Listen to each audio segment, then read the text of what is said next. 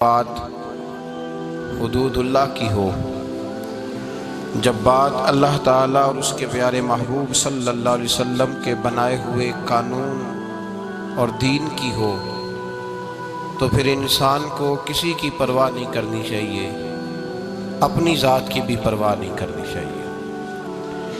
جب حدود اللہ کے نفاذ کا موقع آئے اور جب مسئلہ اللہ تبارک و تعالیٰ کے قانون کے ٹوٹنے کا آ جائے، تو پھر حکم شریعت یہ ہے کہ انسان اپنے آپ کو توڑ ڈالے، انسان رشتوں کو توڑ ڈالے، تعلقات کو توڑ ڈالے، لیکن اللہ کی حدوں کو وہ محفوظ کرے۔ جب بات حدود اللہ کی ہو، ہم معاشرے کے اندر جب نظر دوڑا کر کے دیکھتے ہیں تو بڑا سستا ہو گیا ہے دین کی حد کو توڑنا، بڑی آسانی کے ساتھ اور بڑی دیدہ دلیری کے ساتھ لوگ حدود اللہ کو پامال کرتے چلے جا رہے ہیں۔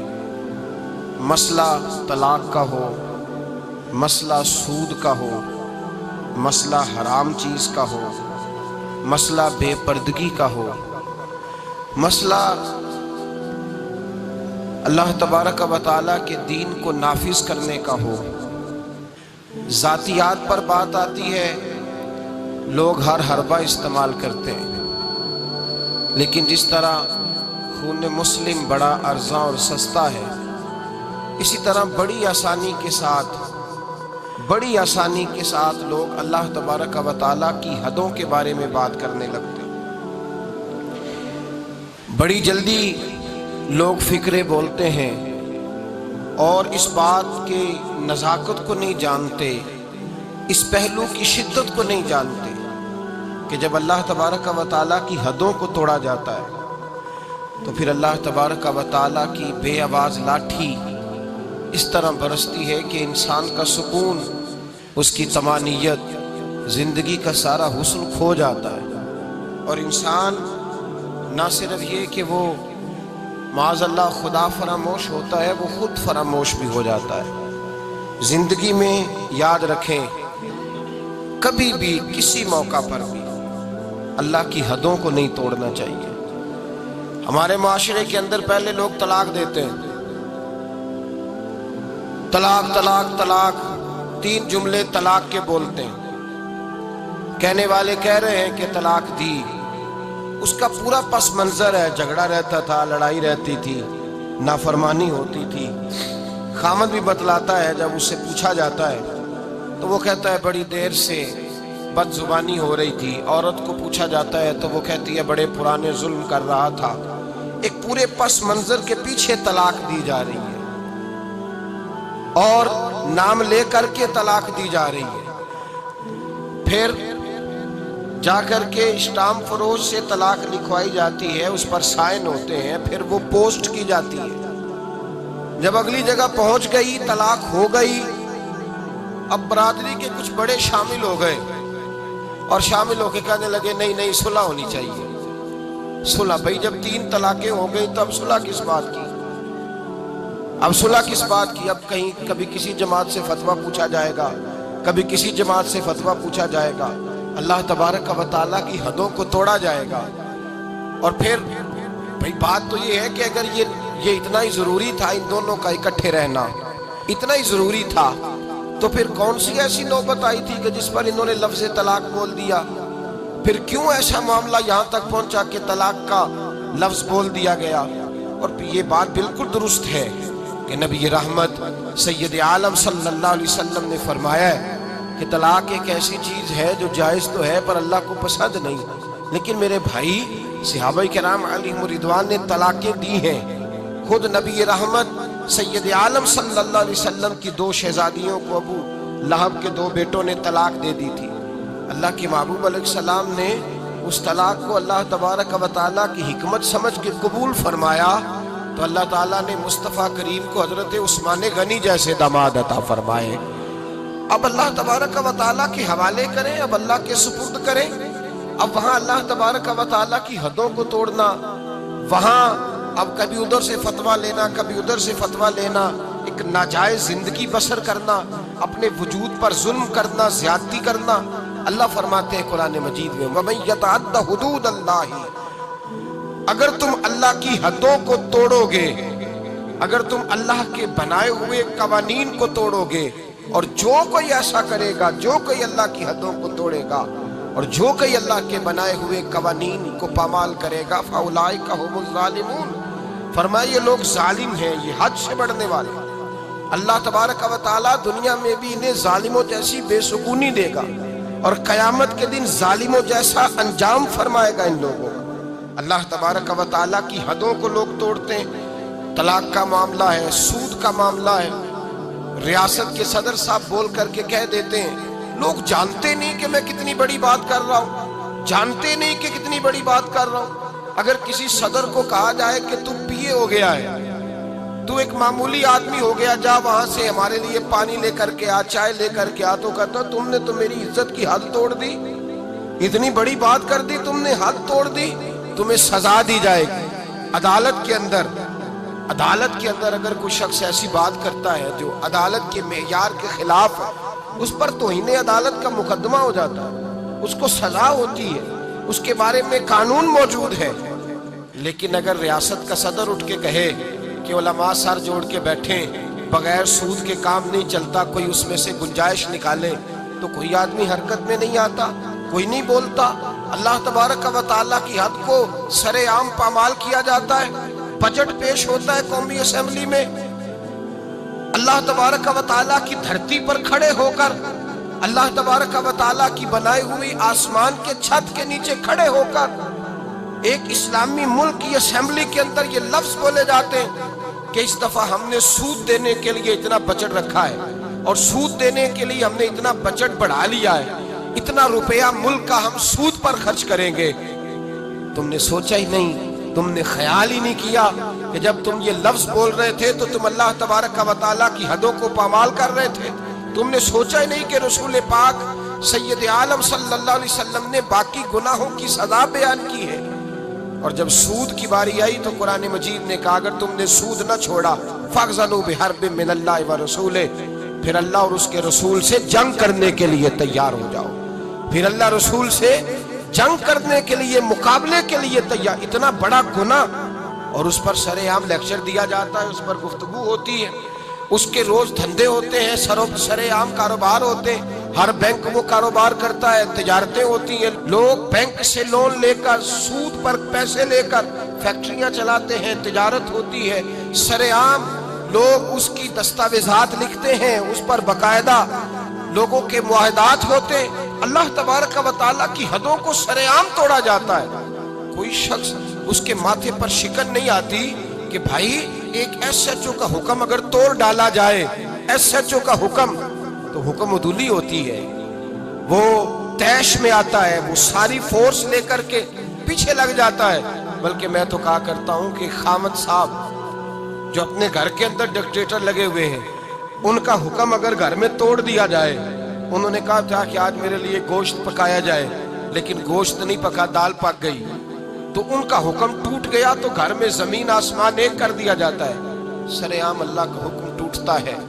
ایسے احکامات جن پر شریعت اسلامیہ کی واضح اور بیان احکامات موجود ہیں، میرے نبی کریم صلی اللہ علیہ وسلم نے فرمایا ماں کے ساتھ زنا کرنے والا اتنا برا نہیں جتنا سود کا کام کرنے والا برا ہے، اتنا برا نہیں جتنا سود کا کام کرنے والا برا ہے۔ اس قدر بڑا گناہ۔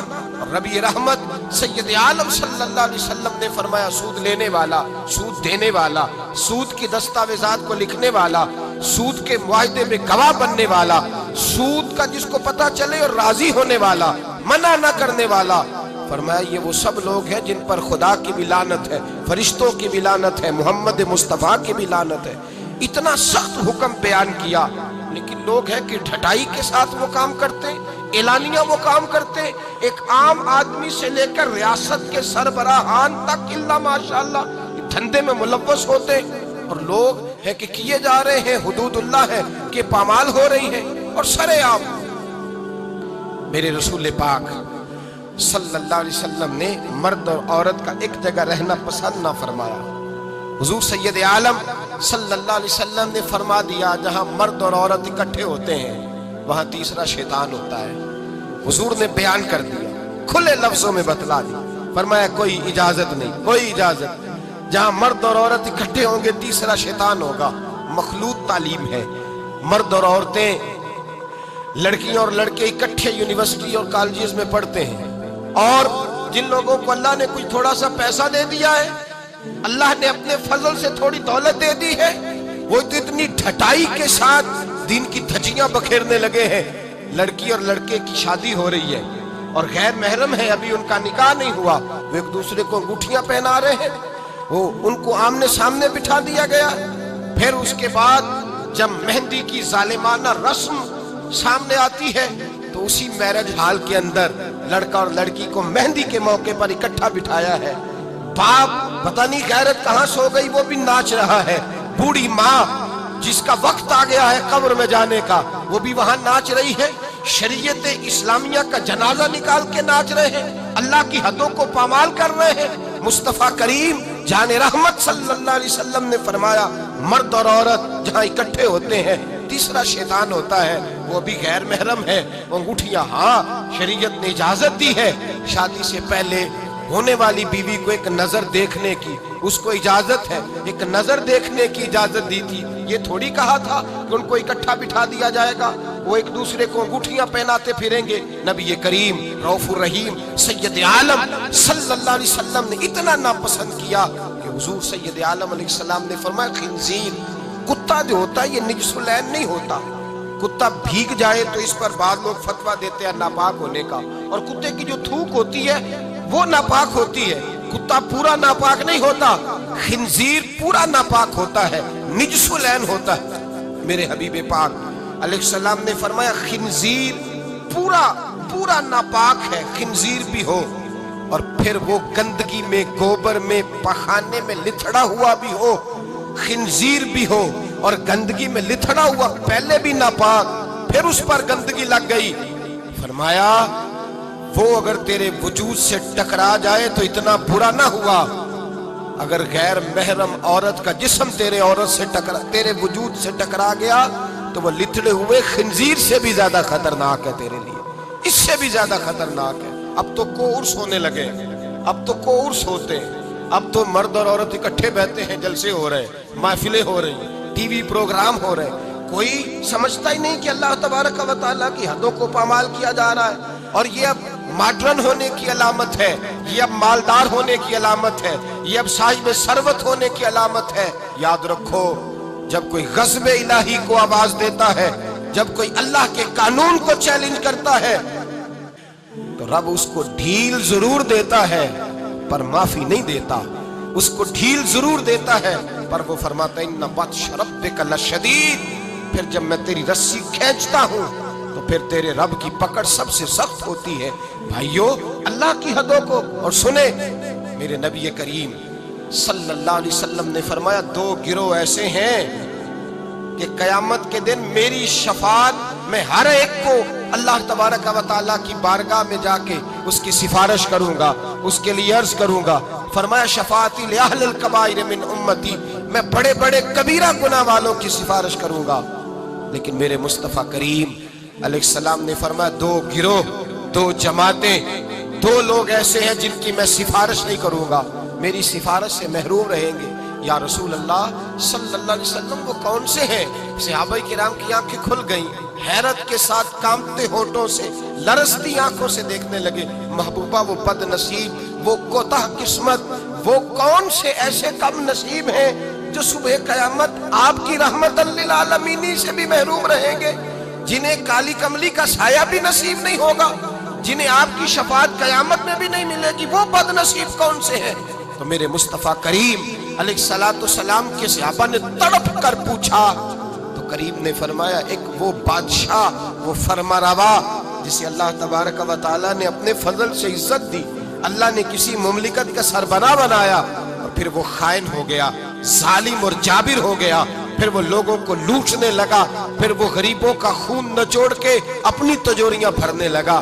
صبح قیامت میرے مصطفیٰ کریم فرماتے میری شفاعت سے بھی محروم رہے گا۔ اور دوسرا میرے حبیب پاک علیہ السلام نے فرمایا میرا وہ امتی ہو کلمہ پڑھنے والا ہو لیکن اگر اللہ کی حدوں کو پامال کرتا ہے، اگر اللہ کی حدوں کو توڑتا ہے تو قیامت کے دن وہ میری شفاعت کا حقدار نہیں ہے۔ میں صبح قیامت اللہ کے حضور اس کی شفاعت نہیں، بلکہ بخاری مسلم میں حضرت عائشہ صدیقہ رضی اللہ تعالیٰ عنہ حضور کے اخلاق بیان کرتی ہیں۔ کیا بیان کرتی ہیں؟ نبی پاک کے، میری طرف دیکھیے، حضور کے اخلاق، یہ اخلاق بیان ہو رہے حضور کے، یہ بھی اخلاق ہے میرے نبی پاک کا، اخلاق بیان کرتی ہیں۔ کہتی ہے نبی پاک علیہ السلام نے کبھی اپنے دست مبارک سے کسی کو مارا نہیں، کسی غلام کو، کسی عورت کو، کبھی نہیں، یہ اخلاق بیان ہو رہا ہے۔ فرماتے ہیں کبھی حضور نے کسی پر غصہ نہیں فرمایا۔ بخاری مسلم میں یہ بھی اخلاق کا حصہ ہے، یہ بھی اخلاق ہے، کبھی کسی پر غصہ نہیں فرمایا۔ لیکن جناب عائشہ فرماتی ہے اگر کوئی اللہ کی حد کو توڑ دیتا، اگر کوئی دین اسلام کے قانون کو پامال کرتا تو پھر میں مصطفیٰ کے چہرے پر جلال دیکھتی، پھر میں حضور کے لب و لہجے میں اس کے لیے سختی دیکھتی، پھر میں دیکھتی کہ حضور سید عالم صلی اللہ علیہ وسلم اس پر جلال فرماتے، اللہ کے محبوب اس سے ناراض ہوتے جو حدود اللہ کو پامال کرتا۔ میرے بھائیوں جاگو اور سمجھو اس پہلو کو، اپنے بچوں کا ماتھا چومنا بھی اخلاق ہے، اور اگر وہ دین کو توڑے تو ان کے منہ پہ تھپڑ مارنا بھی اخلاق ہے، اپنے بچوں پر ساری شفقتیں انڈیل دینا بھی اخلاق ہے، اور اگر وہ رسول اللہ کے دین کے باغی ہو جائے تو ان کے خلاف ڈنڈا اٹھانا بھی اخلاق ہے، پھر ان کو لتاڑنا بھی اخلاق ہے، پھر ان کو سختی کے ساتھ سنوارنا بھی اخلاق ہے۔ تو میٹھا بنا رہتا ہے، میٹھا بنا رہتا ہے ہر بات کے اندر، بیٹی بے پردہ رہے اور تو میٹھا بنا رہے، بیٹا شراب اور جوے کے اڈے پہ جائے اور تو میٹھا بنا رہے، تیرے گھر کے اندر شریعت اسلامیہ کا مذاق اڑایا جائے اور تو کہے میں اخلاق والا ہوتا ہوں۔ یہ نبی پاک کے اخلاق ہیں کہ حضور رحمت للعالمین ہیں۔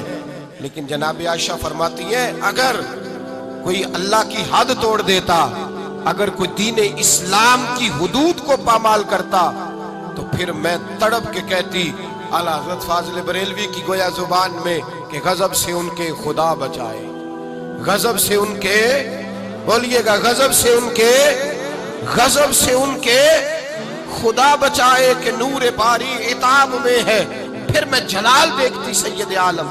اللہ تبارک و تعالیٰ کی حدیں توڑنے سے بچیں، اللہ کے قانون کو چیلنج کرنے سے بچیں، بچیں اس چیز سے جس میں اللہ تبارک و تعالیٰ کا واضح حکم، نبی پاک کا واضح حکم ہو، ہمیں پتا ہو کہ یہ بات شریعت اسلامیہ میں جائز نہیں، لیکن اس کے باوجود اگر کوئی کر رہا۔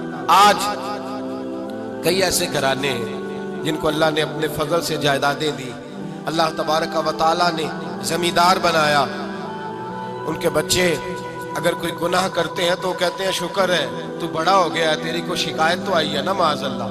وہ کہتے ہیں معاذ اللہ شراب و کباب کے اڈے اور وہاں آنا جانا تو ان بچوں کا شوق ہوتا ہے، یہ کام تو کرتے ہی رہتے۔ ڈرو اللہ تبارک و تعالیٰ، تم نے یہ بات نہیں کی، تم نے تو غضب الہی کو آواز دی، تم نے تو اللہ کے جلال کو بلایا، تم نے تو اللہ تبارک و تعالیٰ کے فرشتوں کو یہ پیغام دیا ہے کہ ہم پر عذاب نازل کر دیا جائے۔ وَمَن يَتَعَدَّ حُدُودَ اللَّهِ فَأُولَٰئِكَ هُمُ الظَّالِمُونَ، فرمایا جو اللہ کی حدوں کو توڑے گا وہ بہت بڑا ظالم ہے، بہت بڑا جابر ہے۔ میرے نبی کریم سید عالم صلی اللہ علیہ وسلم حدود اللہ کو نافذ کرتے، حضور اللہ کے دین کو نافذ کرتے، نبی پاک رحمت للعالمین ہے، نافذ کرتے، نبی پاک رحمت للعالمین ہے۔ حضور کی طبیعت نہیں چاہتی کسی شخص کے بارے میں، لیکن حضور کے سامنے چور آیا ہے، چور آیا ہے، رحمت للعالم چور آیا ہے، فرمایا اس کا ہاتھ کاٹو، کٹوایا ہے نبی پاک نے ہاتھ۔ ایک شخص پر قتل ثابت ہو گیا، مسجد قباء کے قریب حضور تشریف فرماتے، اس پر ثابت ہو گیا جرم کہ اس نے قتل کیا ہے۔ حضور نے صحابی سے فرمایا لے جاؤ دروازے پہ اس کی گردن مار دو۔ ایک صحابی ہیں حضور سے محبت کرتے تھے، پیار کا رشتہ تھا، غلامی کا رشتہ تھا، اکثر آتے حضور کو ہنساتے۔ ایک شام آئے، یا رسول اللہ غلطی ہو گئی، میں نے شراب پی لی ہے۔ اللہ کے محبوب نے حدود اللہ کی باری آئی تو محبت کو نہیں دیکھا، یہ نہیں دیکھا کہ میرا اس سے پیار ہے، یہ روز آتا ہے میرے ساتھ، اس کا رشتہ ہے، اخوت ہے، غلامی ہے۔ حضور نے فرمایا اس کو لے جاؤ، وہاں باندھو، 80 کوڑے مارو اس کے وجود پر۔ یہ اللہ کا دین ہے، یہ نافذ کیا جائے گا، یہ نافذ کیا جائے گا۔ اس میں کسی شخص کا ذاتی پیار اور اس کا ذاتی تعلق کام نہیں آئے گا، یہ نافذ ہوگا۔ صحابہ کہتے ہیں باہر لے گئے، غلام کو کوڑے لگ رہے تھے، اندر اللہ کے رسول بے چینی کے ساتھ ٹہل رہے تھے، کبھی ادھر جاتے کبھی ادھر آتے۔ ایک صحابی نے کہا حضور اس نے شراب پی ہے، آپ اس کے لیے اس قدر زیادہ پریشان ہے؟ نبی پاک نے فرمایا تم نے شراب دیکھی ہے، اس کا احساس نہیں دیکھا؟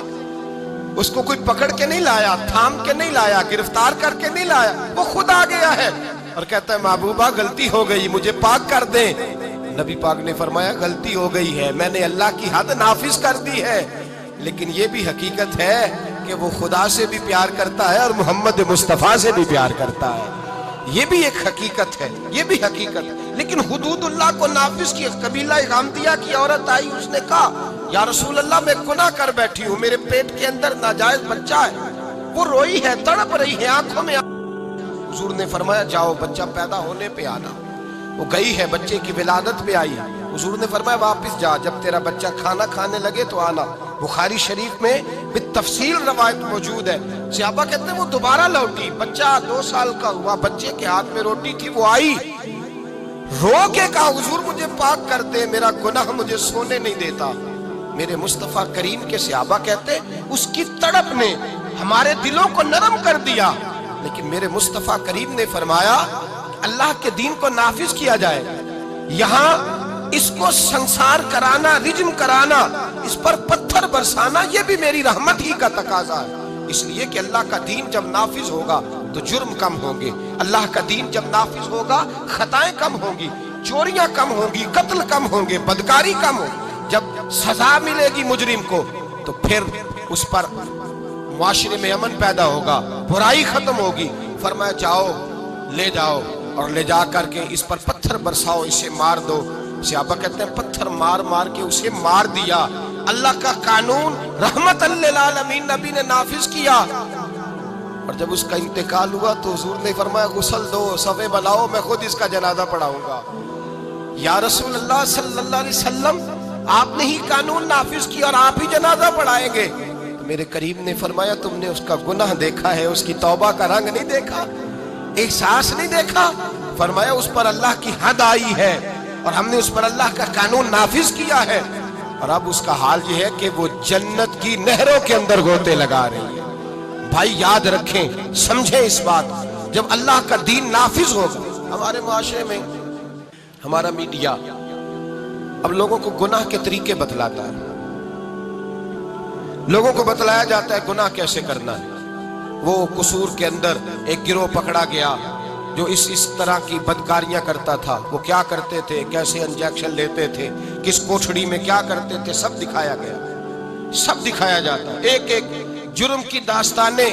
بلکہ اللہ تبارک و تعالیٰ فضل کرے، اب تو ایسی ٹیمیں سامنے آ گئی جو جا کے پیر پکڑتی ہیں، کوئی چھپڑ پیر پکڑ لیا، کوئی تھپڑ پیر پکڑ لیا، کوئی پکڑ لیا ہے۔ ان کو یہ بھی تو احساس ہونا چاہیے کہ یہ پیری مریدی ایک مقدس شعبہ ہے، یہ رسول اللہ کی وراثت ہے۔ جہاں تم یہ بات بیان کرتے ہو کہ یہ تھپڑ پیر ملا ہے، وہاں یہ کیوں نہیں بیان کرتے ایک پیر ایسا بھی ہے دنیا میں جو اجمیر کے ٹلے پہ بیٹھا ہے اور 90 لاکھ کو کلمہ پڑھا کے مسلمان کر گیا ہے؟ یہ چیز تم کیوں بیان نہیں کرتے؟ اور پھر تم پتہ نہیں کس کو پکڑ کے لے آتے ہو، نہ جانے کون جاہل تھا، اللہ جانے کون تھا۔ تم آؤ میدان کے اندر، ہمارے سامنے بیٹھو، ہم تمہیں کراچی سے لے کر خیبر تک لاکھوں خانقاہیں ایسی دکھائیں گے جہاں آج بھی خدا کا نام لیا جاتا ہے اور محمد رسول اللہ کا دین پڑھایا جاتا ہے۔ تم لوگوں کو گمراہ کرتے ہو، تم لوگوں کو بتلاتے ہو کہ یہ سارے اس طرح کے ہوتے ہیں۔ وہ پتہ نہیں کون بدماش تھا، گنڈا تھا، کون بے دین تھا جس کو تم نے پیر بنا کے لوگوں کے سامنے رکھا۔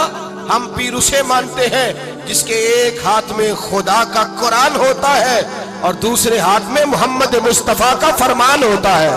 تو یہ یاد رکھیے گا، یاد رکھ۔ اور ہم کبھی کمزور نہیں پڑتے کسی جگہ۔ ہمیں کوئی شخص آ کر کے بتلاتا ہے وہ فلاں بابا پکڑا گیا، ہم کہتے ہیں ہمارا نہیں ہے، وہ جس نے پکڑا اسی کا تھا جس نے پکڑ لیا، اور جو اس پہ تنقید کر رہا ہے وہ اسی کا ہے۔ جھوٹ بولتے ہیں لوگ، جھوٹ بول، بددیانتی کا مظاہرہ کرتے، ظلم کرتے ہیں۔ ان بے وقوف اور بدماشوں کو لا کر दीन इस्लाम के सिपाही और मुजाहिदों की सफ में और उनके साथ मुकाबला कराना चाहते हैं। हमारे तो मशाइख वो हैं जिनके चेहरे देखे तो खुदा याद आ जाता है, जिनके पास बैठे, जिनके पास चंद घड़ियां कोई गुजार के जाए। मेरे शेख तरीकत हजरत ताजुश शरिया के शेख मुफ्ती आजम हिंद मौलाना मुस्तफा रजा खान साहब, आपके पास एक शख्स आया आला हजरत के छोटे बेटे के पास। वो कहने लगा, सुना है ये बड़े आशिक रसूल है, इनके पास जाए तो मुस्तफा की खुशबू आती है। कहता मैं थोड़ी देर आया, थोड़ी देर बैठा, फाजले बरेलवी के शहजादे की सोबत में थोड़ी देर रहा, चंद लम्हे गुजारे, न हदीस पढ़ी, न फिका सीखी, न कुरान सीखा, चंद लम्हे अहमद रजा के बेटे के पास बैठा हूँ, ऐसी खुशबू चढ़ी है, घर जाते ही जुबान पर दुरूद ही जारी रहा है, सोने लगा हूँ तो दुरूद जारी, खुशबू जारी, सलाम जारी। मेरी आंख बंद हुई है तो मुझे मदीने वाले महबूब का दीदार नसीब हो गया है, दीदारे मुस्तफा नसीब हो गया है। ओ भाई, ये हमारे मशाइख हैं, ये हमारे लोग जिनकी खुशबू रसूलुल्लाह सल्लल्लाहु अलैहि वसल्लम की मोहब्बत बांटती। बहरहाल अल्लाह तबारक का जो मजमून है उसी मजमून पे रहता हूँ। याद रखिएगा और समझिएगा इस बात को, अल्लाह तबारक व तआला की हदों को तोड़ना। नबी करीम अलैहिस्सलाम ने फरमाया, भाई वो प्यार करती है, उसने एहसास पैदा किया है, लेकिन याद रखो मैंने जो दीन नाफिज किया है उसकी बरकत ये होगी कि जब हमारे यहाँ ये तो दिखाया जाता है कि फलां ने ये जुर्म किया, ये जुर्म किया, लेकिन उसकी सजा नहीं दिखाई जाती। उसकी सजा किधर है वो कसूर के मुजरम? फिर बताओ ना, वो थप्पड़ बाबे का तुमने क्या किया, वो किधर है? किधर है वो जो तुमने फलां आदमी पकड़ा था, तुमने जुर्म दिखाए, सजा क्यों नहीं दिखाई? मेरे नबी पाक अलैहिस्सलाम ने सरेआम सजा दी, हाथ कटवाए, गले कटवाए। अल्लाह के हबीब अलैहिस्सलाम ने मुजरिमों को सरेआम कोड़े लगवाए। आज लोग कहते हैं इस्लाम की सजाएं सख्त है। इस्लाम की सजा सख्त नहीं है, इस्लाम की सजा नाफिज होने वाली है, इस्लाम की सजा इबरत अंगेज है। पूरे दौरे नबूवत में नबी पाक सल्लल्लाहु अलैहि वसल्लम के 23 साला दौर में जब हुजूर ने ऐलान नबूवत किया, 5 या 6 केस आए हैं सिर्फ, जिन पे हद जारी करनी पड़ी है। जब मुजरम को पता चलता है ना मुझे सजा होगी, फिर वो जुर्म नहीं करता, और जब उसे पता होता है ना 2, 4, 5, 10 लाख दे के मैं छूट जाऊंगा, फिर जुर्म आम होता है। यहाँ तो सरेआम कत्ल होते हैं, सरेआम टीवी पे दिखाए जाते हैं, अखबारात में दिखाए जाते हैं, फिर वो मुजरम रिहा हो जाता है, फिर पता नहीं वो बाइज्जत वरी किस बला का नाम है, और वो उसको मिल जाता है और वो सर्टिफिकेट लेकर घर के अंदर घुस जाता है। तो भाइयों, नबी पाक अलैहिस्सलाम ने नाफिज किया, सजाएं दी और कड़ी सजा दी। फरमाया ये भी मेरी रहमत ही का तकाजा है कि मैं जड़ी बूटियों को काट के बाकी सारी फसल को महफूज करना चाहता हूँ, बाकी सारी महकती हुई हदीस। और ये वो हदीस है, वो हदीस जिस पर यहूदी, ईसाई, बुद्ध मत भी खड़े होके कहते हैं अगर दीन नाफज हो सकता है तो इस एक हदीस की बरकत से नाफज हो सकता है। एक हदीस बुखारी मुस्लिम में, एक बड़े मुअज़्ज़ज़ कबीले की औरत ने चोरी कर ली, बड़ा मुअज़्ज़ज़ कबीला, चोरी हो गई, औरत ने चोरी की, चोरी साबित हो गई। अब कुरैश के कबीले की औरत है, उनके दिल में ये ख्याल आता है कि अगर इस औरत को सजा हो गई तो हमारी नाक खाक आलूद हो जाएगी, लोग क्या कहेंगे ये चोर है। सारा कबीला इकट्ठा हुआ, जो बन सकता था प्रोग्राम उन्होंने बनाया, जिस तरह की तरतीब लग सकती थी लगाई, कोई रास्ता नजर ना आया हुजूर की बारगाह तक जाने का। मेरे नबी पाक के गुलाम ज़ादे हैं उसामा बिन ज़ैद, ये हुजूर को बड़े प्यारे हैं। हजरत आयशा सिद्दीका कहती हैं ये छोटे से थे, हुजूर के गुलाम के बेटे, नाक बह रही थी, रीठ निकल रही थी। हुजूर ने फरमाया आयशा नाक साफ कर दो, तो कहती है मैं दाएं बाएं को कपड़ा को रुमाल देखने लगी तो हुजूर खुद उठ खड़े हुए और नबी पाक ने दस्ते मुबारक से उनका नाक साफ कर दिया। हुजूर ने बड़ा प्यार किया, फरमाया ये उसामा मुझे बड़ा प्यारा है। नबी पाक ने फरमाया ये लड़की होता तो मैं इसे जेवर पहनाता, मैं इसके लिए बहुत सारी चीजें खरीद के लाता। हुजूर मोहब्बत करते, जनाब उसामा से प्यार करते, गुलामी का रिश्ता था। अहले कुरैश ने जिनकी औरत ने चोरी की थी वो हजरत उसामा बिन ज़ैद के पास आए, कहने लगे थोड़ी सी रियायत मिल जाए, गुंजाइश मिल जाए थोड़ी सी। हजरत उसामा बिन ज़ैद से कहा थोड़ी गुंजाइश हो जाए, सजा में थोड़ा हल्कापन आ जाए। پہلی دفعہ تھا، نیا نیا دین قبول کیا ہے، ابھی لوگ عادی نہیں ہوئے، بڑی حکمتیں، بڑی لیت اللہ، بڑی تفصیلات، بڑا کچھ۔ جناب اسامہ بن زید کہتے ہیں میں در رسول پہ آیا، اور میں جب آتا تھا نا تو مصطفیٰ کریم کا چہرہ کھل جاتا تھا۔ آپ فرماتے میں آیا، حضور کے پہلو میں بیٹھا، نبی پاک علیہ السلام دلوں کے بھید جاننے والے، پلٹ کر مصطفیٰ نے دیکھا، فرمایا اسامہ جو کہنے آئے ہو چلو کہہ ڈالو۔ خیال آیا کہ مسلمان نیک و بد پہچان جاتے ہیں، محمد آدمی کے دل کی باتیں جان جاتے ہیں، فرمایا چلو کہہ ڈالو۔ جناب اسامہ بن زید دھیمے لہجے میں کہتے ہیں میں نے بات، شارحین کہتے ہیں اسامہ بن زید فرماتے ہیں میں نے بات کو، اس کا پس منظر دے کر حکم، یا رسول اللہ ابھی نیا نیا دین قبول کیا ہے، ابھی لوگ حکمتوں سے آگاہ نہیں، ابھی پوری طرح دین میں آئے نہیں، یا رسول اللہ وہ عورت نے جو چوری کی ہے ثابت بھی ہو گئی، حضور اگر گنجائش مل جائے۔ وہ لوگ میرے پاس آئے تھے، جناب اسامہ فرماتے ہیں قسم اللہ کی عزت کی، میں نے مصطفیٰ کو جب بھی دیکھا تھا میری طرف دیکھ کے ہنسا کرتے تھے، آج جب حضور نے چہرہ پھیرا تو میں نے حضور کے چہرے پہ جلال دیکھا۔ فرمایا حضور نے اتشفع حد من حدود اللہ، فرمایا اسامہ اللہ کی حدوں میں سے ایک حد کے بارے میں سفارش کرنے آ گیا ہے، تو خدا کے قانون کے بارے میں سفارشی بنا ہے، بلاؤ لوگوں کو، اکٹھا کرو مجمع کو۔ فرماتے ہیں صحابہ مجمع اکٹھا ہو گیا مسجد میں، کھچا کھچ بھر گئی۔ میرے مصطفیٰ کریم نے فرمایا لوگوں تمہیں کیا ہو گیا ہے، اللہ کی حدوں کے بارے میں سفارش کرتے ہو؟ فرمایا تم سے پہلی قومیں تباہی اس لیے ہوئی تھی کہ جب کوئی مالدار جرم کرتا تھا تو معاف کر دیا جاتا تھا، اور غریب سے کوئی غلطی ہوتی تو لٹکا دیا جاتا تھا۔ فرمایا سنو، اس دھرتی پر چمکتے ہوئے چاند کے سامنے اور کھلے ہوئے سورج کے سامنے اور زمین اور آسمان پہ، اس دھرتی پہ اگر مجھے کوئی سب سے پیارا ہے تو وہ میری بیٹی فاطمہ مجھے پیاری ہے۔ میرے مصطفیٰ کریم نے فرمایا سنو، اگر محمد کی بیٹی فاطمہ بھی چوری کرتی اور ثابت ہو جاتی تو میں بیٹی دیکھ کے معاف نہ کرتا، بلکہ میں فاطمہ کا بھی ہاتھ کاٹ دیتا، میں حدود اللہ کو نافذ کرتا، میں اپنے جگر کا ٹکڑا ہونے کا پاس نہ کرتا بلکہ اللہ کی حد کا پاس کرتا۔ وَمَن يَتَعَدَّ حُدُودُ اللَّهِ فَأُولَٰئِكَ هُمُ الظَّالِمُونَ، وہ ظالم ہے جو اللہ تبارک و تعالیٰ کی حد کے معاملے میں سفارش کرتا ہے۔ میرے نبی کریم سید عالم نور مجسم صلی اللہ علیہ وسلم نے قانون بنا دیا، امت کے لیے قانون۔ اب سزا غریب کے لیے رہ گئی ہے، کس کے لیے بولیے؟ غریب آدمی سڑک پہ جا رہا ہے نا، غریب آدمی موٹر سائیکل ٹوٹا ہوا ہے اور آ رہا ہے بیچارہ، میں کسی محکمے پر اعتراض نہیں کرتا، لیکن میں نے اپنی آنکھوں سے یہ منظر دیکھے ہیں، پولیس والے نے ہاتھ دے لیا تو وہ کانپنے لگا ہے، وہ کانپ رہا ہے، ڈر رہا ہے۔ کدھر سے آ رہے ہو؟ جناب میں مزدوری کرنے گیا تھا۔ تو وہ فلاں چیز کدھر ہے، کارڈ کدھر ہے، وہ فلانی چیز، اس کو نظر آ رہا ہے یہ غریب ہے، یہ چور نہیں، یہ ڈاکو نہیں، بلکہ اگر میرا جملہ سخت نہ ہو تو جو بڑے بڑے ڈاکو ہیں ان کی تو پولیس بندوقیں لے کے حفاظت کرتی پھرتی ہے، ان کے تو ڈاکوؤں کے تو پیچھے لگی ہوئی محافظ بنی ہوئی ہے ان کی۔ غریبوں پر سارا ظلم ہوتا ہے، اور امیر وہ دندناتا پھرتا ہے اور روز قانون توڑتا ہے، وہ قانون کو جیب میں رکھتا ہے، اس کی بغل میں ہوتا ہے قانون، چھوٹے آدمی کو پریشان کیا جاتا ہے، لیکن بڑے آدمی کو آزادی ملتی ہے۔ حضرت عمر فاروق رضی اللہ تعالیٰ عنہ کے زمانے میں حضرت عمر بن عاص رضی اللہ تعالیٰ عنہ نے مصر فتح کیا، فاتح مصر ہوئے، جد و جہد کے ساتھ فتح کیا، مصر فتح ہو گیا تو حضرت سیدنا عمر فاروق نے حضرت عمر بن عاص کو وہاں کا گورنر بنا دیا۔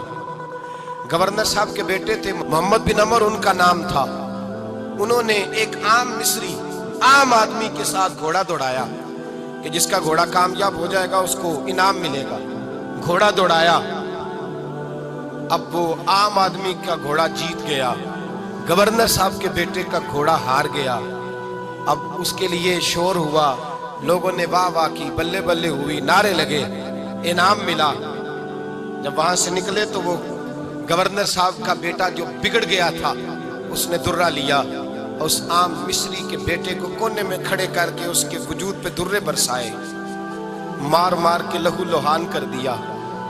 बेटा तड़पता हुआ बाप के पास आया, गरीब का बेटा तड़पा, उसने कपड़ा हटाया तो लहू निकलने लगा। कहने लगा अब्बा जी मुझ पर जुल्म सिर्फ इसलिए हुआ है कि मेरे बाप के मुरब्बे कोई नहीं, मुझ पर ज्यादती इसलिए हुई है कि मेरे बाप का बैंक बैलेंस कोई नहीं, इसलिए ज्यादती हुई है कि मेरा बाप कोई सियासी कद काठ नहीं रखता। अब्बा जी देखिए ना मेरी पुष्ट जख्मों से भर गई, मेरी गलती ये है कि मैं गरीब का बेटा हूँ, उसने इसलिए मारा है कि वो गवर्नर का बेटा है। बाप ने कहा बेटे चुप कर जा, ये जुल्म का दौर नहीं, ये उम्र का दौर है, ये ज्यादती का दौर नहीं, ये अदल का दौर है, ये रसूलुल्लाह के गुलामों का दौर है। इस दौर में जुल्म नहीं होते। बैठ घोड़े की पुश्त पे। 2-3 दिन लगे तो मदीने आए, और जब मदीने आकर के उस बाप ने अपने बेटे की पुश्त से कपड़ा उठाया तो फारूक आजम जैसे दलेर रो पड़े। पहले सजदे में गए, कहने लगे खुदावंदा मुझे माफ कर दे, मेरे दौर के अंदर ये काम हो गया, ऐ अल्लाह मुझे माफ कर दे, मुझसे दरगुजर फरमा। फिर फरमाया जाओ अमर बिन आस को भी लाओ, उसके बेटे को भी लाओ। दोनों को लाया गया। हजरत फारूक आजम रज़ी अल्लाह ताला अन्हु ने भरे मजमे में उस बिगड़े हुए बेटे को कहा तूने इसलिए मारा है कि इसका बाप गरीब था, तेरा बाप गवर्नर है ना, वो खड़ा है सामने, वो फौजों वाला गवर्नर वो खड़ा है। उस गरीब मिस्री के बेटे से कहा दुर्रे उठा, और जितने इसने तेरे वजूद पे मारे थे उतने ही तू भी इसके वजूद पे मार। और ये तू तेरा तो बाप मौजूद नहीं था, इसका सामने खड़ा है। दुर्रे बरसाए, चीखें निकली, और मस्जिद नबवी के सहन के अंदर लोगों ने ये मंजर देखा। फिर हजरत उमर फारूक ने पलट कर देखा अमर बिन आस की जानिब, फरमाया अमर गवर्नरी का लिबास उतार ले, जाट टाट का लिबास पहनकर ऊंटों का रेवड़ चढ़ाया कर। लोग कहने लगे हुजूर अमर बिन आस की गलती क्या है, उनको सजा क्यों मिल रही है? आप फरमाने लगे अमर बिन आस के बेटे के दिल में ख्याल कैसे आया कि ये गवर्नर का बेटा है? इसके दिल में ख्याल कैसे आया? इसके घर में बात हुई होगी ना कि तू गवर्नर का बेटा है, इसके दिल में बात हुई होगी ना कि तू चौधरी का बेटा है। बाकी कमी होते हैं, इसके दिल में बात डाली किसने कि तू अमीर है? बाकी नीच होते हैं, ये पैगाम दिया किसने? पर मैं चूंकि इसके बाप ने घर के अंदर कोई बात की होगी, अब ये गवर्नरी के काबिल नहीं रहे, अब ये ऊंट चढ़ाया करेंगे। मैं ये अल्लाह के रसूल का दीन है, और जब तक सूरज चमकता रहेगा रसूलुल्लाह का दीन गालिब रहेगा, नबी पाक का दीन गालिब रहेगा। ये कैसे हो गया कि मेरे जमाने में जुल्म हो जाए, ज्यादती हो जाए? अल्लामा इकबाल ने अपनी खूबसूरत अंदाज में लिखा है, कहते हैं सुल्तान मुराद हिंदुस्तान का बादशाह था। इकबाल ने लिखा है, इकबाल कहते हैं उसने एक मिस्त्री को बुलाया मस्जिद बनाने के लिए, कहा इस तरह की बनाना मेरा दिल खुश हो जाए।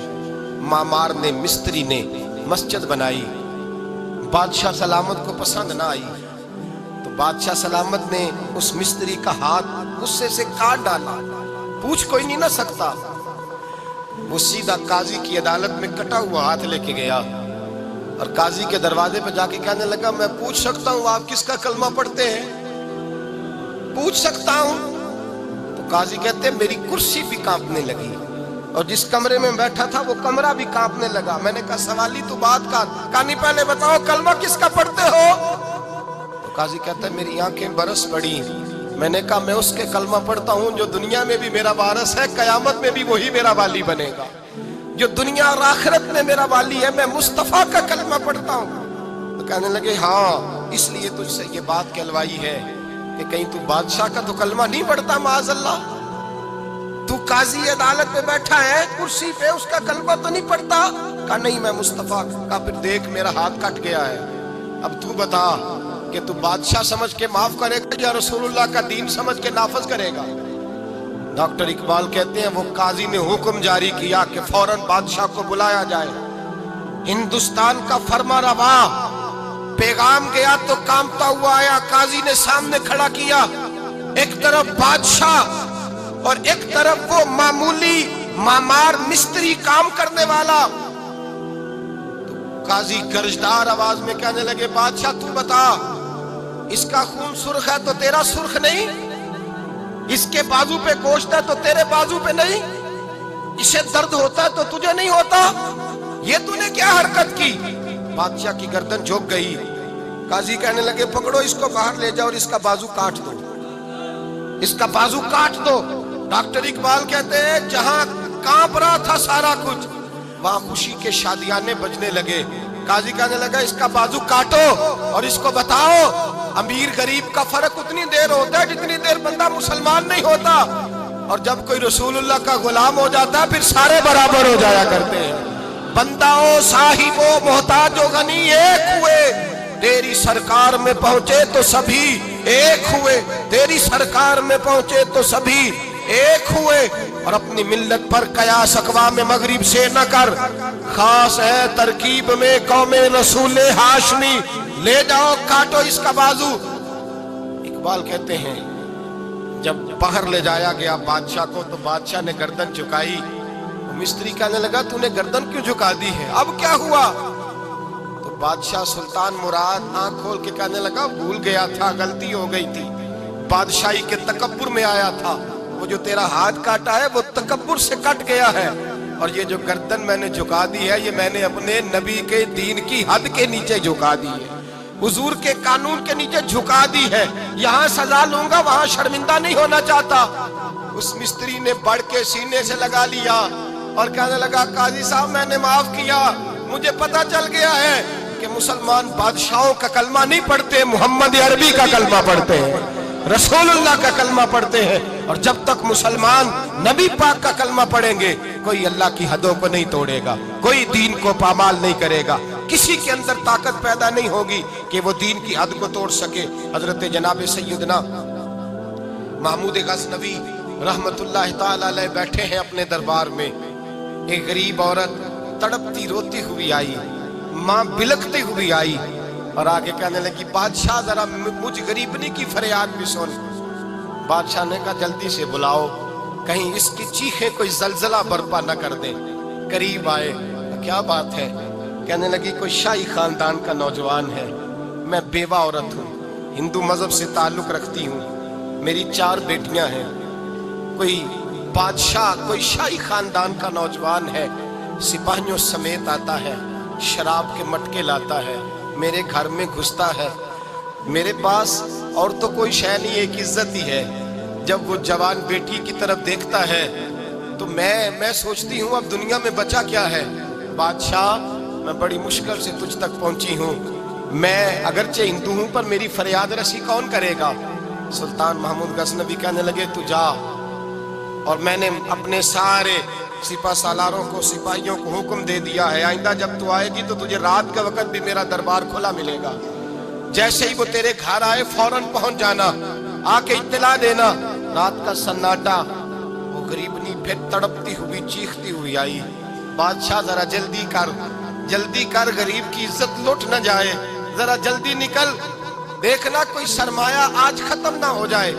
بادشاہ خود اٹھے، تلوار پکڑی، گھر میں گئے، دیا جل رہا تھا، دیا بجھایا، اب بادشاہ نے اللہ اکبر کہا، اور شاہ میں زرق برق نوجوان کی گردن پر جب بادشاہ نے تلوار ماری، لڑک کر کے گردن دور گری، پھر ہندوستان کا فرما روا سجدے میں گرا، کہنے لگا اے اللہ تیرا شکر ہے، اے اللہ تیرا شکر ہے، اے اللہ تیرا شکر ہے۔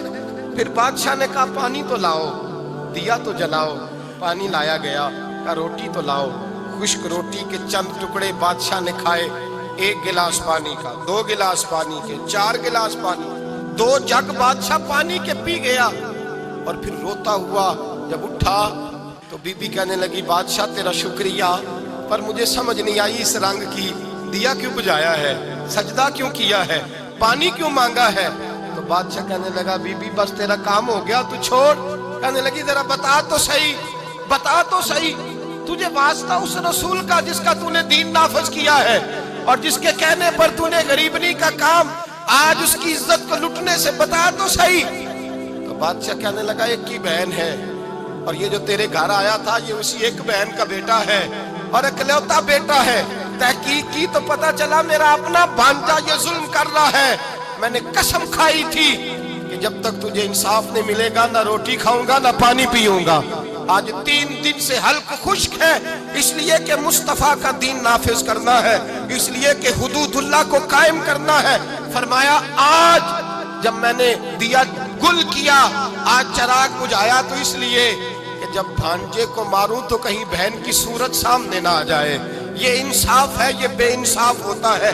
یہ وہ انصاف ہے جو نہیں دیکھتا کہ سامنے کیا ہے، اس کی آواز نہیں ہوتی، دھڑکن نہیں ہوتی، یہ تلوار چلتی ہے تو لحاظ نہیں کرتی، اس لیے دیا بجھایا تھا۔